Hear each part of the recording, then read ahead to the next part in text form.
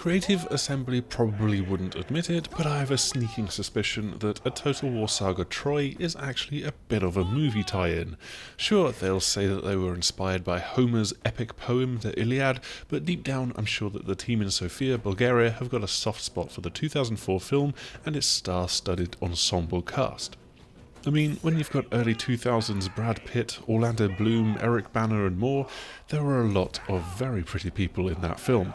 Sadly, their likenesses don't feature here, but I'm sure that some modders will eventually be able to put that right.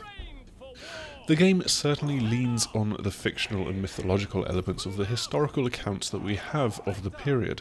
The key figures of the war, Achilles, Hector and all the rest, they're all represented on the various sides of the conflict, elevated to almost mythical might on the battlefields of this historical franchise. It's an element that will be instantly familiar to players of Creative Assembly's recent games. The completely fictional Total War Warhammer was the first to introduce this notion, with its warlords, wizards and kings strutting into battle with weapons and steeds so powerful that they actually have their own names and legends.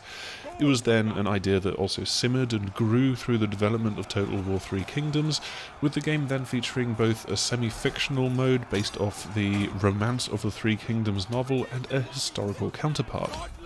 With Achilles and Hector leading their respective armies into battle in a Total War game, they are similarly powerful, able to single-handedly battle entire enemy units, holding down a whole flank while inspiring their own troops with their feats.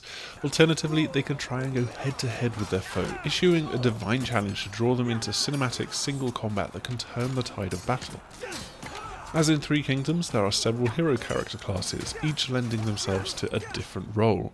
Fighters, defenders, warlords and archers all have a particular part to play, different strengths, weaknesses and abilities that tie into this.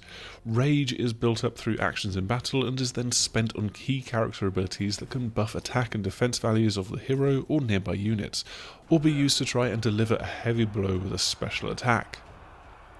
Then there's also Aristeia, an element lifted directly from the Iliad.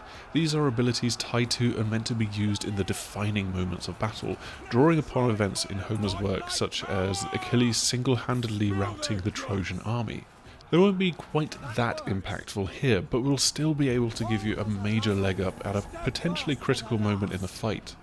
Troy and its Bronze Age battles take the series to the earliest time period that it's ever featured, and that's represented in the kinds of units that you can lead into the fight.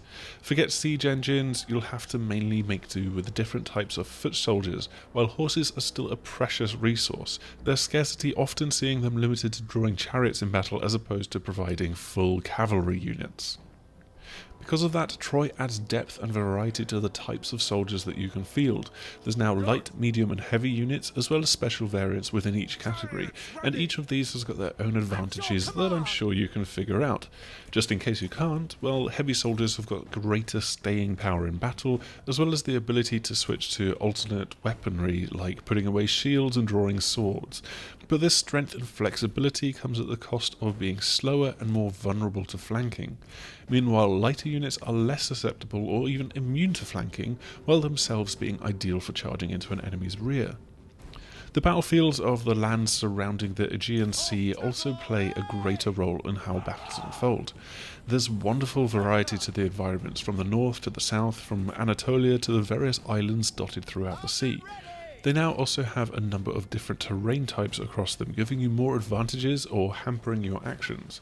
We've seen this relatively simplistically in previous games, with tree lines able to offer cover and break line of sight, but now lighter units can hide in tall grass, while sand will slow all of your units and mud will hamper heavy units in particular as they get bogged down. Is another interesting facet to explore in battle, allowing for ambush tactics that could potentially lure the enemy into something of a death trap as they wade through mud. Interestingly, Troy also tries to spice up the action with realistic takes on some of the creatures of Greek mythology. Centaurs appear, but they're not half-horse, half-man creatures. Instead, they are reimagined as tribalistic horse warriors that could spark such legends.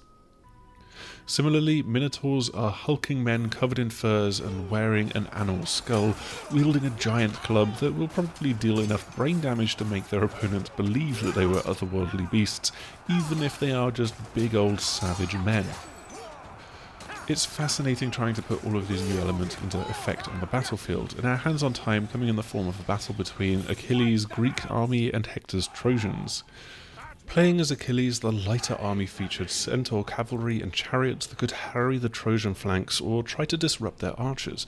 You could also lure the Trojans to wade through muddy patches on the battlefield, slowing them down and letting your javelin troops have a little bit more time to cut through their ranks with thrown javelins. On the other side, the Trojans have got heft and staying power on their side. Their archers have longer range than the Greek javelins, and their lone minotaur almost acts as a hero unit in his own right.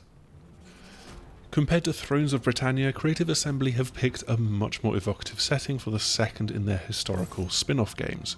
Drawing this inspiration from Greek history and mythology, they can tap into some of the more compelling and dramatic gameplay ideas that the series has started to include in recent years, while exploring a time period and a conflict that might not otherwise be seen in the mainline series just because of its scale and scope being much smaller than we'd be used to.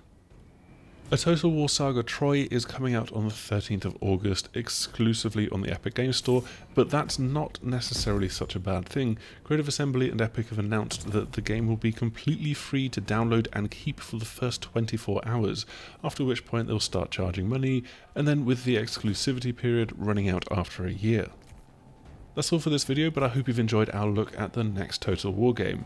Make sure to like, subscribe and share before you go, and hopefully we will see you again soon. Goodbye!